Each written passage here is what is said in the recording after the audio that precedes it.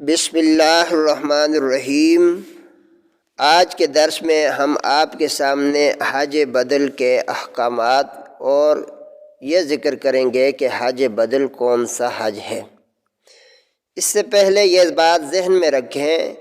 کہ جس شخص پر حج فرض ہے، یعنی بیت اللہ شریف کے آنے جانے کے سفر کے اخراجات برداشت کر سکتا ہے، اتنا سرمایہ اس کے پاس موجود ہے، تو اس پر زندگی میں ایک دفعہ حج کرنا فرض ہے۔ اگر وہ حج نہیں کرتا تو یہ فرض اس کے ذمہ اسی طرح رہے گا جب تک وہ فریضہ ادا نہیں کرے گا۔ اب کسی کے ذمہ حج فرض تھا لیکن اس نے حج نہیں کیا، کسی غفلت کی وجہ سے، کوتاہی کی وجہ سے یا سستی کی وجہ سے، اب اس پہ ایک وقت ایسا آیا کہ وہ بیمار ہو گیا،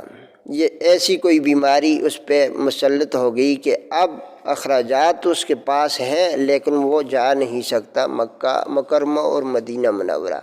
یا وہ اتنا زیادہ بوڑھا ہو گیا ہے کہ اب وہ وہاں نہیں جا سکتا، تو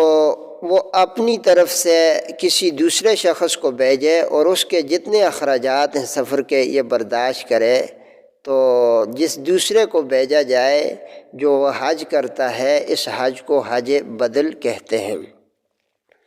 اور اس کے لیے یہ ضروری ہے کہ جب یہ بندہ جو حج کر رہا ہے کسی دوسرے کی جگہ پر، جب یہ احرام باندھتا ہے تو وہاں وہ جس نے اس کو حج کے لیے بھیجا ہے اس کی طرف سے نیت کرے کہ میں فلاں شخص کی طرف سے حج کر رہا ہوں۔ یہ ضروری ہے، اگر یہ نہیں کرے گا تو پھر اس کا حج ٹھیک نہیں ہوگا، فرض اس شخص کے ذمہ سے ساقط نہیں ہوگا جس نے بھیجا ہے۔ اور ایک اور بات یہ بھی قابل غور ہے کہ اجرت پر کسی کو بھیجنا کہ تم میری طرف سے حج کر، میں سفر کے سارے اخراجات بھی تمہیں دیتا ہوں اور جو ہے اتنا تمہیں مزدوری بھی دوں گا حج کرنے کی، تو اس طرح سے حج یہ ٹھیک نہیں ہوگا اور نہ ہی یہ حج بدل کا فریضہ صحیح ادا ہوگا، حج اس کے ذمہ سے حج کا فریضہ ساقط نہیں ہوگا۔ اسی طرح اگر کوئی بندہ فوت ہو رہا ہے اور اس کے ذمہ حج فرض تھا تو اب وہ وصیت کرتا ہے تو میرے مال سے میری طرف سے حج کیا جائے، اب اولاد میں سے کوئی خود یا کسی اور کو بیچتی ہے تو اس کے جو اخراجات ہیں صرف تہائی مال سے، اس میت کے تہائی مال سے دیکھا جائے کہ حج کے اخراجات پورے ہوتے ہیں یا نہیں۔ اگر ہوتے ہیں تو فبہا، نہیں ہوتے تو ورثہ اگر مل بیٹھ کر خوشی سے کچھ تھوڑا تھوڑا اکٹھا کر کے اور ساتھ تہائی مال بھی ملا کر کسی کو بیچ دیں تو یہ اس شخص کی طرف سے حج کا وہ فریضہ ساقط ہو جائے گا۔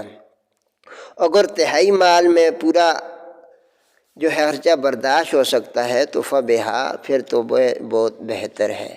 اور اسی طرح اس کے لیے یہ ضروری ہے کہ وہاں ایسے شخص کو بھیجا جائے جو بندہ سمجھدار ہو، یا جس بندے نے پہلے حج کیا ہو، یا وہ حج کے احکامات سے واقف ہو، تو یہ زیادہ افضل اور بہتر ہے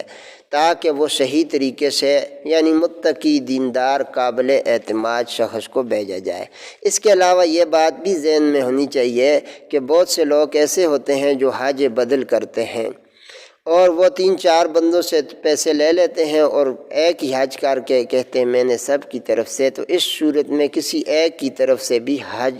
بدل ادا نہیں ہوگا۔ اس کے لیے ضروری ہے کہ جس شخص نے اس کو بھیجا ہے صرف ایک ہی شخص سارے سفر کا خرچہ برداشت کرے۔ اگر کسی اور نے بھی دے کر کہا کہ میری طرف سے بھی کرو، میری طرف سے، جیسے جھوٹی گواہی کے لیے پیسے بہت سے، تو اس طرح سے یہ حج بدل نہیں۔ اور ایک بات یہ بھی کہ جو شخص بھیج رہا ہے اسی کے وطن، اسی کے علاقے سے شخص کو بھیجا جائے، کسی دوسری جگہ سے اگر بھیجا گیا تو پھر اس صورت میں یہ حج بدل ادا نہیں ہوگا۔ بہرحال اس کے مزید جو احکامات ہیں وہ بندہ سیکھ کر جائے جس کو بھیجا جا رہا ہے، یا بھیجنے والے کو چاہیے کہ کسی ایسے کو بھیجے جو صاحب علم، قابل اعتماد ہو۔ باقی احکامات سیکھ کر جانا چاہیے تاکہ خیانت نہ ہو۔ بہرحال حج بدل اس حج کو کہا جاتا ہے کہ کسی شخص پر حج فرض تھا اور اس نے وہ فرض ادا نہیں کیا، وہ بیمار ہے یا موت کے قریب ہے، تو کسی دوسرے کو بھیج دے۔